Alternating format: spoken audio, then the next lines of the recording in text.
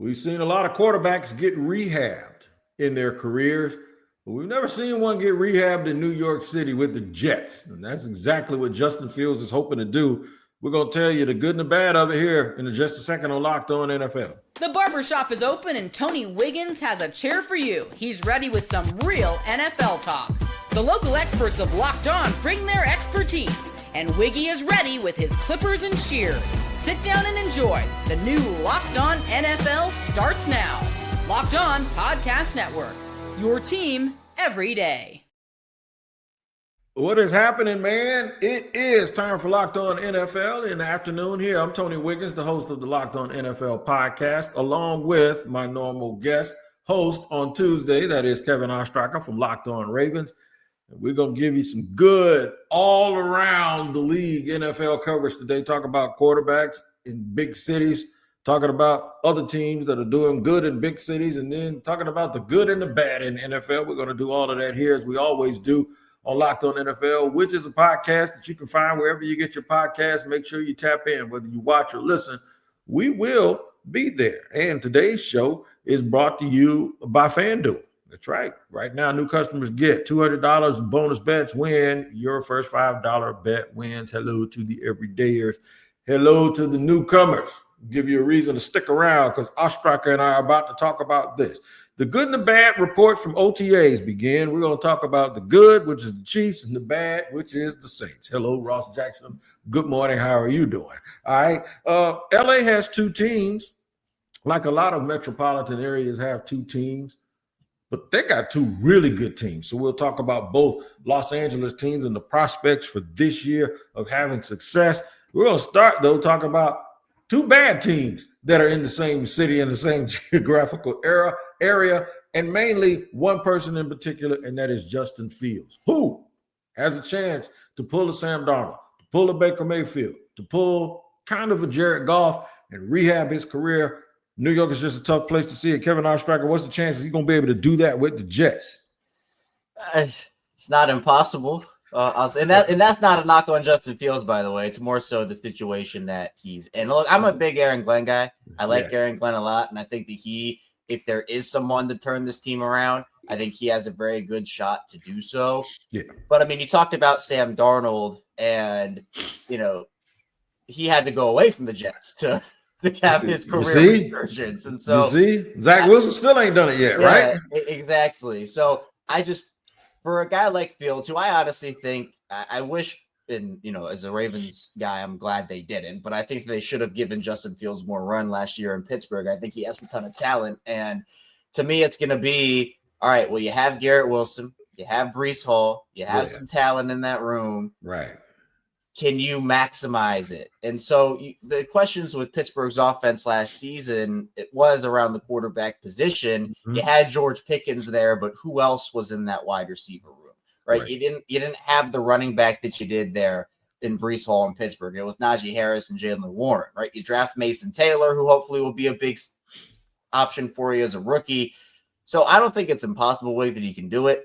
I just, you look at the history of the Jets, and it's almost like, to me, and those Cleveland Browns, if I got to see it to believe it. I got to see it to believe it. So it's not a knock on Fields. It's more so, can the Jets actually be on the good side of one of these quarterback resurgences? My man Julian Council, he's usually here on Monday. He ain't here on Monday, but if he was here, he'd go, wait, it's the Jets. What are you talking about? And that kind of encapsulates what you're trying to say. I'm going to listen to my man John Lee Butchco talk about the New York Jets and Mr. Fields. And when we come back, I'm going to tell you something about Justin Fields that some people might not want to realize, but it's just my truth about him. Here we go. When you have a quarterback with the ability to run, the defense has to account for that. They have to account for the fact that the quarterback could fake a handoff and then run himself. So the defense kind of freezes. Guys can't over pursue. Guys can't jump into the hole and tackle Breece Hall, because the threat exists that if you do that, Fields may just pull the ball back and run to the area where you vacated, trying to go after Breece Hall.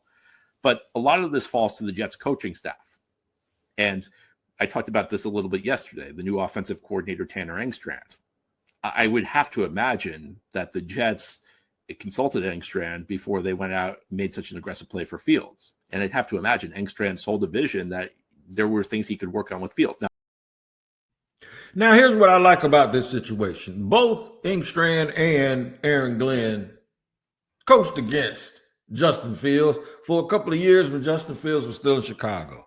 And if they feel like there's something that they can pull out or extract, especially with Glenn being the defensive coordinator, if something about Fields kept him up at night, then that tells me that he's glad to have him, because whatever that thing was is what they're going to let him do. The only issue I have, man, is the New York media combined with the fact that this is team number 3 in 2 years.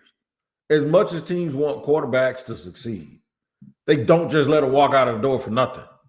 That's conceivably what happened 2 straight times in a row in the last 12, 13 months. And that gives me pause when I think about Justin Fields having a chance to be successful. Yeah, and again, like in terms of the players who are actually going to make an impact around Justin, because that's what I go back to. And, you know, for Justin in Chicago, he was dealt a bad hand there, you know. No doubt, They went out there and got all these shiny new players for Caleb Williams once Justin Fields left, and Justin's like, hold on, man, where was this for me? Look at what I had to work with. And so, yes, again, Garrett Wilson, amazing talent. Breece Hall, amazing talent. But, you know, you go into the year, if you're the Jets, and who is that guy next to Garrett Wilson in the wide receiver group? Is it Alan Lazard? I mean, he's right now, they're number 2 right now. I mean, they brought in a couple of guys like a Tyler Johnson and Josh Reynolds, but, you know, they're going to need like a guy like Malachi Corley to step up maybe. I don't know where that comes from. So is it the same situation he's been in just 3 times over now with the Jets of, okay, the only difference is he's going to have, in my opinion, like he had Olu Fashanu, who was an awesome offensive lineman. I'm really excited for him to be there. And then obviously they took Armand Membo. So I think that he will have a better offensive line than he has had in recent years in Chicago and Pittsburgh. But if that's the only difference, I think Fields, with his athleticism, his arm and his legs, can make some plays. But sometimes you need a supporting cast. In fact, a lot of times you need a supporting cast. And for Fields, is Garrett Wilson, Breece Hall, and if Mason Taylor can pan out Mason Taylor, is that enough for him with that O-line to be able to propel the Jets past the Bills? I don't think so. No, it ain't happening.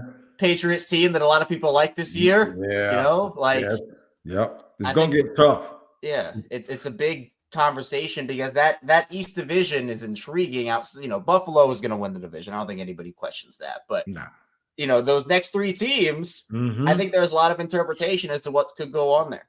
There's a little blue sky there. Look, while we're in New York, before we get on a plane and fly across the country to go to Los Angeles, I want to hear what Patricia Trainer has to say about their quarterback situation with Jackson Dart. The question for me with Jackson Dart is he going to see any snaps with the first team offense? Now, I don't think he will. I think the focus is going to be on continuing to get Russell Wilson comfortable with the offense, maybe getting Jameis Winston as first team reps as well. But we might see Jackson Dart get an opportunity to throw to Malik Neighbors or to Darius Slayton or to Wan'Dale Robinson. So I'm going to be curious to see how they distribute the snaps amongst the quarterbacks. And in particular, when Jackson Dart gets his turn, how does he do with his opportunity? Now, since the rookie minicamp, he's been, as far as I know, at the Giants facility every day. He's been studying, learning the offense, working with, you know, Wilson and Winston and Tommy DeVito. So you like to think he's going to continue to get better and better and better as time goes on. If the Giants have any sense at all, just Jackson Dart won't see the field unless he just goes in there and pulls a Russell Wilson. And that means he just goes in there as a rookie and just knocks their socks off and saves Daboll's job and all of that stuff. But I think going in, it has to be Russell and Jameis. There's no doubt about it. And you know how I feel about the Giants, Wig. I feel like they should have fired Dable 2 years ago. And, you know, it's tough because, and this is a spot that so many young quarterbacks seem to be put in nowadays, because we know that Russell Wilson and Jameis Winston are not the long-term answer in New York. And I think it's going to be valuable for Jackson Dart to have a season sitting behind those two, seeing how they work through things, be a professional, like all of those things are going to be big for Jackson Dart. in year one. Like that is something that we honestly don't even see a lot in the league anymore, is quarterbacks actually sitting, especially first round picks, sitting behind veterans. Right. But if Dable, if it is a disaster again for New York, if Russell Wilson regresses even more, if Winston isn't great and Dable gets fired, who's to say the next coach coming in wants Jackson Dart? Who's to say that coach is like, oh yeah, I'm a big Jackson Dart guy? And obviously there has to be organizational alignment. I mean, look, we saw it. I always go back to Josh Rosen, where, Kingsbury comes in and says, hey, Josh Rosen's our guy. And then he gets traded like the next month and they pick Kyler Murray number 1, right? And sometimes quarterbacks just don't get a fair shake. And I would hate to see that for Jackson Dart, because I think he is very talented and a player that could maybe be a guy that can help the Giants take that step forward that they've been looking for. But obviously that's not going to be this season. And we're going to see how it all unfolds for him. Now, see what you did, and you did something. You didn't realize you did it, but you set me up with something, and that's a good thing. You set me up with this. 2025 ain't even played out yet, and you're already talking about 2026. And that's the problem with keeping Joe Shane and keeping Brian Daboll. That's the thing, because guess what? If it means them playing that rookie and creating some excitement about that rookie, and they win 5 out of their last 6 games, that's a mulligan for them to go in the office and go, see, we drafted our future. Everybody's excited. Don't get off the train now. See where we are? And that's a disaster waiting to happen. It always works out that way. Usually they do it in college. They get some hotshot freshman and they run him out there, and they say, this is what we've been waiting for. Don't fire us. Yeah, that's what's going on. The teams in LA don't have those problems because they got 2 of the best coaches in the league with their teams, unlike New York. We'll discuss Los Angeles and the prospects for both the Rams and the Chargers. And could they actually meet in the Super Bowl? Yeah, they could. We'll discuss that in just a second here on Locked On NFL.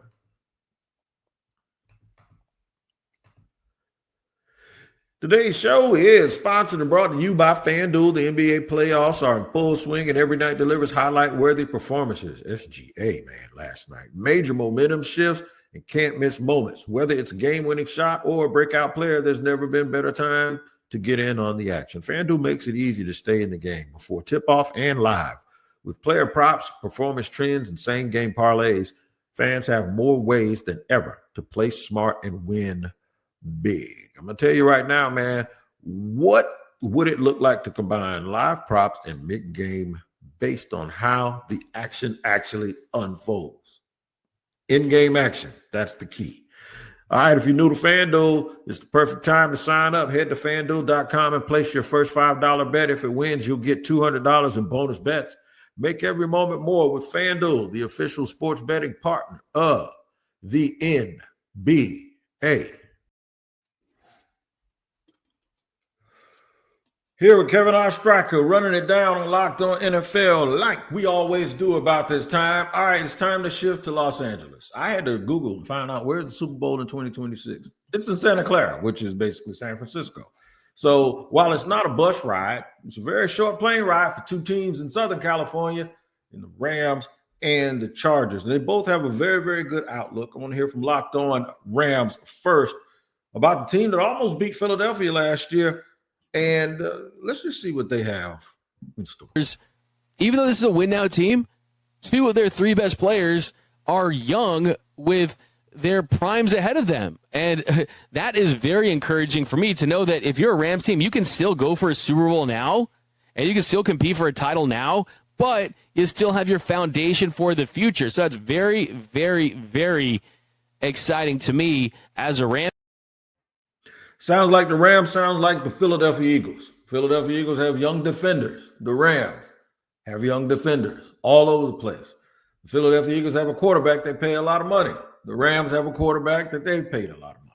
They both have quarterbacks that have won 1 Super Bowl each. And then they both have 2 really, really good receivers that probably rank in the top 4 in the league. Can they actually overtake the Philadelphia Eagles in the NFC? Well, they almost did. They almost did. They were that team that came close to beating Philly and advancing in the playoffs last season. And so I feel like they do have a chance. I mean, I think they upgraded from Cooper Kupp to Devontae Adams. I think that was a big addition for them. You mentioned their young defenders. And while, some of those guys might not be household names or those like star-powered names, they provide major impact. You know, they don't have the same name recognition maybe as an Aaron Donald did, or, you know, Jalen Ramsey when he was there, but you know, you still have a lot of really good defenders on that team. And so I think with Kyron Williams taking another step forward this season for them, I think the big question obviously is going to be on the offensive line. And if those guys can stay healthy, I think that's a really big factor there. But, you know, I think that duo of Adams and Nacua is going to be awesome for them. And I think that people, you know, you look at the top quarterbacks in the league, whether it be Mahomes, Lamar, Allen, Burrow, et cetera, Hurts, whatever you want to put in that conversation, and people don't put Stafford in that group because I think of his age, first of all. And then I just think that he's not as flashy as those other guys. But I think Stafford is a heck of a quarterback and is honestly at this point in his career probably a little even underrated based off of what he can do on that football field. He still has the ability to sling that football all around, and I don't think people should be overlooking Stafford, even though he is up there in age. I don't either. The Rams are sitting in a real good spot though when it comes to. I think they got Stafford for another year or two, right? Here's what they're going to do: the Rams are going to find one of these quarterbacks that didn't succeed as a high pick, or next year they're going to draft a quarterback, and he's going to sit behind Stafford for a year, and then they're just going to keep on ticking. Trust me, I'm telling you, they are the man. F those picks. Oh, but not this year. We want those picks. They can do that kind of stuff because they identify players that they like that fit their system. And that's why people here in Jacksonville are so happy that the Jaguars are kind of mirroring what the Rams have done in terms of how they identify the type of players that they want to come in. The Rams really do get it. And Sean McVay is sitting right there. Hey, man, if Andy Reid, he is the GOAT right now. Andy Reid, if he's the best coach going, then McVay is sitting there around in that last turn in the Kentucky Derby, and he's sitting there right on his side shoulder. And a lot of people are giving Sean McVay a lot of credit for being a really good coach. Well, across town, there's another team trying to make their way to the Super Bowl, but they're in the AFC. That is the Los Angeles Chargers, and I think they have a chance too, even though their division, they arguably have 4 Hall of Fame coaches in their division. The last time you've seen that was in the NFC East back when they had Tom Landry, Jimmy Johnson, along with Dick Vermeil, Joe Gibbs, and Bill Parcells. That was rough. That's what I grew up in. And now the Chargers are sitting there with Jim Harbaugh, and I think they're in a really good spot. I want you to listen, though. They got their eyes on somebody that knocked them out of the playoffs last year. Check this out. Last year, the Chargers made it to the playoffs, and I definitely used Game Time to make sure I was in attendance in Houston to watch the Chargers play against the Texans. And I was so confident. I was so convinced that Jim Harbaugh was going to lead the Chargers to a big victory in the playoffs after going 5-12 in the previous season. I had so much confidence, man. I was ready to watch this victory. Unfortunately, that did not take place. They got trampled on by the Houston Texans in Houston. I used Game Time to get that ticket, and you better believe I'm using it again for the revenge game this season. At home for the Chargers, taking on the Houston Texans once again in Week 17. And I'm flying in and I'm using Game Time to make sure that I have the best ticket for the best price. And I can't wait to watch. But if you want to do the same thing, make sure that you download the Game Time app and use promo code SCHEDULE for $20 off your first purchase. All right, look, man, I'm going to sit here and wonder if FanDuel has, until I research it, obviously.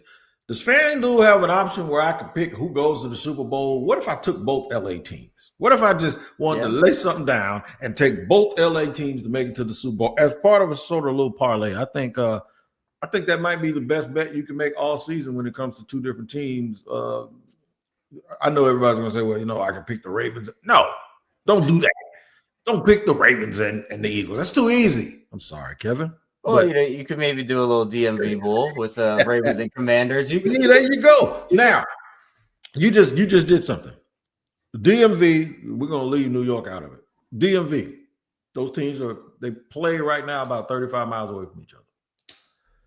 Would you take those 2 teams or the 2 LA teams as the 2 best in one? Oh, man, you're asking a Ravens guy that question. You know me. Yeah, but I'm trying to get you to just be honest. If that's the way I'll leave the Ravens stuff out of it, but I still think I would take the Ravens and the Commanders. I just think that the Ravens are the best team out of those 4.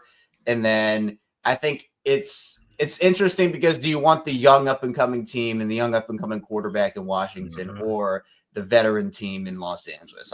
I might put the Rams a tiny bit ahead of the Commanders for now, But I think that the gap between the Commanders and the Chargers is big enough where I would take the Ravens and the. By the way, Baltimore is not part of the DMV, but obviously that's what everybody says. So yeah, I was going. We was going to have that conversation. I know, and look, I didn't say DMV because it's the easy thing to do. Fine, Maryland DC Bowl, we'll call it that instead of DMV. Somebody in Baltimore right now saying, "Don't do that. Don't do that. Don't put us in there too with them." I know that little accent, and then there's somebody in DC saying, "Nah, young Baltimore ain't no DMV, bro." Yeah, I know how it is. I live there. I get it. Right. This is all for good fun because this is what we do here on Locked On NFL. Now we got to get to the bad, the good and the bad of the National Football League. How about the Kansas City Chiefs and the New Orleans Saints? Can't get too much further apart than that. We'll talk about both of those teams and what they got going on with these OTAs in just a second here on Locked On NFL.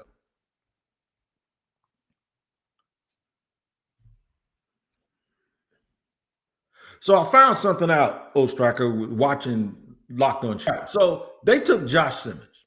Josh Simmons is going to play left tackle. I think they're already penciling him in to left tackle, right? That's who was taken in the draft by the Chiefs. I didn't know he was going to be ready, right, at this point. But apparently they're banking on it because they're already talking about last year's first-round pick, who they picked to play tackle, playing guard. That's all the Chiefs got to worry about. They got to fill one spot on their offensive line. Now, my man Matt Williamson, who's on with me Friday, says they might need to fill two. They're just paying Jawan Taylor a bunch of money, so they won't. But here we go. Listen to them talk about their offensive line and what their main concern is coming to the OTAs. In terms of logistics and figuring out who's going to be where and when, I know there's a lot of concern about a couple of positions, but I will say, in order to make the whole thing work, the number one thing, the thing that must happen in this OTA season, and I know we have a few weeks, folks. We're just taking the first glance at it, and we'll have more once they have a couple of practices. But the number one thing for me is figure out, is Kingsley going to be able to play left guard? Because that sets the anchor for the left tackle that I'm sure we'll talk about as well. But you got to have that solid inside. The whole left side is going to be in flux. And will they try some other players out there during this OTA season? Absolutely. But they must figure out if it's going to be Kingsley or if it's going to be player X. And I don't know who that X would be because I really don't think there's a whole lot of competition there on the left-hand side. And if he can step in and play that's a fantastic position for Kansas City to be in, because then you are at a state of flux of only one position on the offensive line and only one big question mark at the offensive line, which is left tackle. Now, we got to be a little bit careful here because we're sitting here talking about the Chiefs like they didn't have a good season last year, almost like they didn't even go to the Super Bowl. And I think it's because they got blown out for the second time, in about 5 years. And they were blown out for the same reason. They couldn't block anybody. This is why when former Chief, I think it was Jeff Schwartz, one of the Schwartz brothers, said they already got enough young guys to develop on offensive line. Why are they throwing more people? When you're the Kansas City Chiefs and the only thing you can't do is block, that is exactly what you need to do, Mr. Schwartz. I know you played the game. They got to make sure they insulate Patrick Mahomes by doing whatever they have to do resource-wise to get more people who can block up front. Well, it's the script we've seen 2 times now in their 2 losses in the Super Bowl, which is, well, Mahomes is going to have to run for his life. The offensive line just lets them down. And obviously, everybody deserves blame. I am not someone who puts 100% of the blame on one thing or one unit or one person. Everybody, there's blame to go around there. But yeah, and especially because you saw that performance and then, they trade away Joe Thuney, like it is cause for concern. And Thuney was someone who had to fill in at the tackle spots and was moving all around that offensive line for them last season. Now he's in Chicago, and, the guys over on Locked On Chiefs mentioned Kingsley, who I think there were a lot of expectations for him being a second-round pick coming in. It just didn't really work out for him. Yep. So, the Simmons pick to me was the most telegraphed one, obviously, in that draft outside of Cam Ward to Tennessee at 1, because it felt like they needed an offensive lineman. If he wasn't taken before then, Kansas City, that was the guy they had there out. He could be the best offensive lineman in this draft if he's healthy and he works out for them, which of course, Kansas City gets that guy to fall into their lap because why not?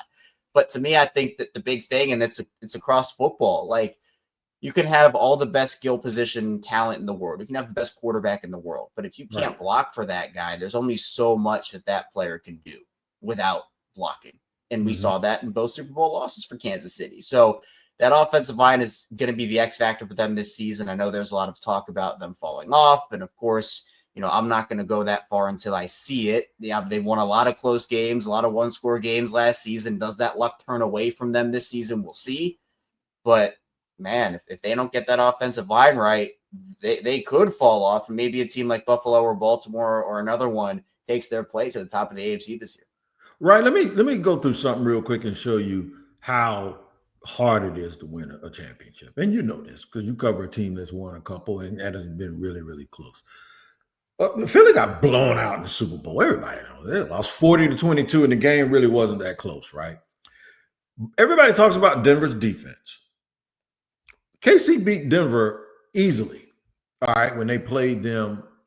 Texans. They beat the Texans easily when they played them in the playoffs. Everybody talks about Houston's pass rush, right? A pass rush that on the surface, if you look at their front, most people, if you put them in Philly together, you take Will Anderson and Daniil Hunter. You would. A lot of people would do that. They probably take at least one of those corners from Houston as well, right? So they had some stuff, but they got pushed around and blown out. 23-14, right? Now, the week prior to that, the Denver Broncos got smoked by Buffalo. The reason why I'm bringing this up is because Houston then goes and they lose and get flat out embarrassed in the playoffs by Kansas City, 23-14. And then the following week, Buffalo loses, albeit a close game, to Kansas City. Now, both of those teams have really, really good defenses.